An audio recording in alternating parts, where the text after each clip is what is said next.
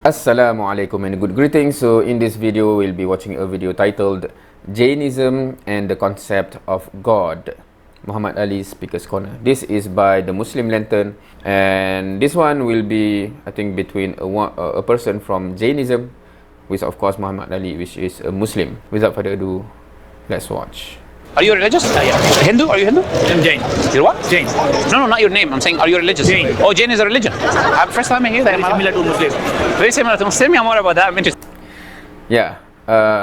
Okay, so it apparently Muhammad Ali, the Muslim on the right, have never heard of Jainism before. Jain.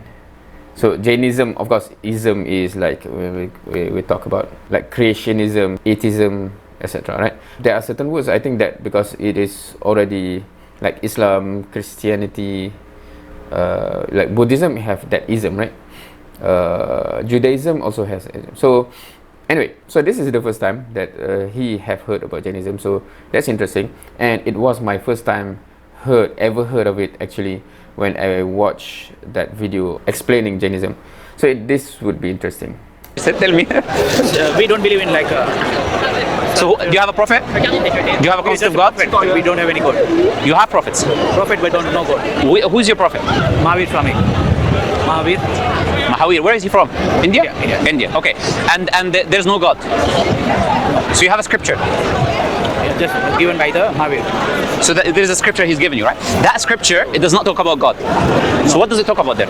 How to live the life. How to live your life. Okay, the question I would ask you then, why do we follow him and what he thinks he's a human being like you and me? I don't follow him.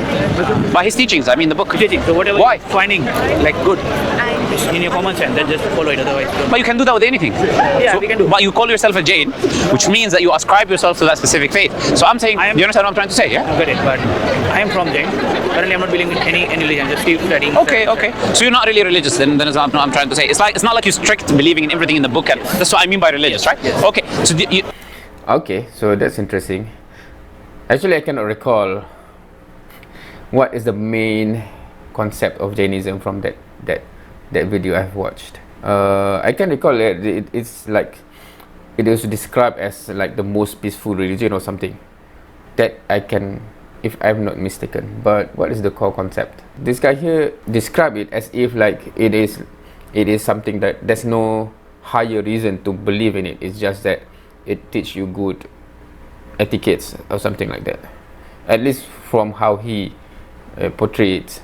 why would you don't believe in God? Leave the Jain now. You yourself. I mean, believe in physics and other stuff. Physics, okay. So Physics should lead you to so God. far, I just eliminated everything in my mind. Have you studied physics? It's my main interest. It's your main interest. So how do you explain the Big Bang? I don't believe in that. You don't believe in that, but this is all the renowned physicists today have some model of the Big Bang that they accept. The James Webb telescope research, they are saying there won't be any Big Bang at all. There what? There wasn't any Big Bang at all. Oh, there are many evidence for the Big Bang. No, It's not one. They are disproving it now. No, but I think, look, today, I think you would agree with me, it's your speciality. Majority of renowned scientists today hold the There is no position. proof right now. No, I know. But I'm coming to you, no problem. I'm making a point. The majority of renowned scientists today believe in a model of the Big Bang, and some sort of a model of the Big Bang. That's majority of renowned science, right? We agree on that. Now, after that, I'm saying there's multiple different evidence for the Big Bang. Some people use the second law of thermodynamics. Some people use the BMI radiation that is left over for the Big Bang. Some people use the redshifting, right? So just to talk about one type of evidence and to then assume that therefore there is no Big Bang, I think it's quite not, it's disingenuous in a way, right? So I would personally say this, right? There is a Big Bang or there isn't a Big Bang. How did the universe come into existence? Where did the universe come from? Still is a question that needs to be answered. Universe is not a conscious entity that makes and behaves and does actions and does not do actions, which means it requires something conscious with a will to bring it into existence or to organize it in the way that it's organized, right? I would say physics should bring you closer to God and bring you further away, should bring you closer, because when you see the complexity of the universe, the speed in which the universe expands, all of this, like the distance between the Earth and the Sun, the distance between etc. So the more knowledge you would have, there's a book called Six Numbers. It's very good, very interesting on this topic, right? So, do you want a copy? Now, if you notice, he shake his head just now, right? Now, I still remember the first time I teach here, and there's some students from India or Pakistan or that region come and ask me question, and when I explain the answer, I keep noticing that he do like this, and for me at that time I do not understand what that means, and it appear to me from my previous knowledge that because for me, if I'm shaking my head, I do not agree with it, right? For example, someone says something absurd and totally false or something, I would say, So when he did it, every time I explain something, then he go like that, and then inside I think, what kind of student is this? And then he asked another question. I explained, and then he kept shaking his head. So I was like, how can this student directly showing that response to me? Later on, only I realized that some people from a certain region, that's like okay, that's like the physical movement to indicate like, okay, understand. So for me, it's like nodding, right? But so that's interesting because I just noticed that, and it brings me back to that first encounter with that. I'm not sure whether it's culture or not, but that's how your body express certain meanings, right? So coming back, Trying to say, like, I'm not getting it. yeah, what I'm trying to say is this: is that the universe cannot exist without an external entity with a will and power that brings it into existence. I'm saying this rationally doesn't make sense, because you would agree with me in physics, you cannot have something that comes into existence from nothing. It's not possible for something to come from nothing. Absolute nothingness, right? Okay, so we say the universe cannot come from absolute nothingness. The universe is not a conscious entity. It's organized in a specific way. It's restricted in a specific way. It means that it requires an explanation external of itself that restricted it or made it the way it is, right?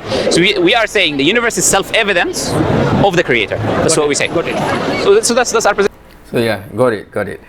So yeah, I think for those who are commonly engaged with Indian, etc., you can understand that body language, right? But yeah, I still remember that day when it like an insult, right? Why are you saying Position is simple, right? So I would say, if I believe, like for example, you wouldn't doubt that someone made this phone or this table just by seeing the table. You don't have to see the maker, right? So we're saying similarly, the universe is self-evident for the I existence. believe in Yes, in a higher power or something. Yeah, like that. Okay. God, but not exactly like everyone is believing. Yeah, we don't believe God is a man. I'll tell you about an Islamic concept of God. We believe in one creator. We see that one creator is not like. So from what he want to say a bit there, it seems like he believe in some higher power. Maybe he just do not accept the concept of those God or whatever that he have come across before, I guess. Humans. It's not a man, it's not a woman, it's not a picture, we cannot understand God with our limited mind. That's what we believe as Muslims, right? For example, there is one book also, I think maybe in German only, God is dead. God is, I know, the Nietzsche, are you talking about Nietzsche's I don't remember the name. So it's something like, for example, the robot will be rule over the world in future. And but how? disappear, for example. So for a robotic... But that's all assumptions. No, I'm just... Two assumptions there. But I can tell you two assumptions. The first assumption... For us, yes. For the robotic, their God will be human. And human is not like one man. We don't believe God is a man. We don't believe God is a man. Exactly. Yeah, so we agree with you. I'm saying the concept that you believe, you will find Islam is close to it, because... if you find out, just Google it, Jainism, and you find... Jainism, yeah, okay. So there are so many in Canada, Muslim and Jainism, a big organization like a union. Okay. Most of us, we have only empty room. Okay. We just pray. Okay. There are obviously, there will be different... But I'll tell you something, look, we said we agree on the... So they pray. That's interesting, meaning if you do not have a concept of God, but you pray, perhaps it's like meditation. Perhaps I have to myself rewatch my reaction video, or actually the original video about Jainism, because I've forgotten what's the concept of that religion. Idea of God so far, but then comes the idea of religion, right? The reason I follow the Quran, like this is why I asked you the question about your scripture, because the reason I follow the Quran is I can prove, or I can establish with evidence that Prophet Muhammad is a messenger of God. Based on establishing with evidence that Prophet Muhammad is a messenger of God, I follow the Quran. That's why I said to you, why would I follow the man that you described, right? So that is why, if the Quran teaches me that this is the last and final messenger, this is the perfect religion, I have to follow it, because I can establish with evidence that this book is from the Creator, right? So give it a read, Pleasure talking to you. Thank you for your time. Just find out on the If you have any questions, please come back. I'll have a look. Definitely after today, I'll have a look. I'm usually interested in new things. That's a good thing, right? Jainism, that's very interesting. I'll have a look. It's a very similar history along with Muhammad Ali.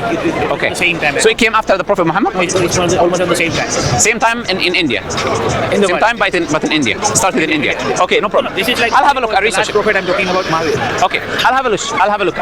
Pleasure talking to you. If you have any questions, come back. Yeah, nice talking to you. Okay, so that interaction just take place like in a short time, and there's not much going on in that conversation, unfortunately, because one, perhaps he have to rush, and secondly, because Muhammad Ali that is not familiar with Jainism. Because normally when Christian comes, when atheists come, he have a lot of points to at least make them ponder upon what they believe in, to become a good starting point, you know, towards bringing them to Islam. But in this case, yeah, so yeah, and I do not have anything to add.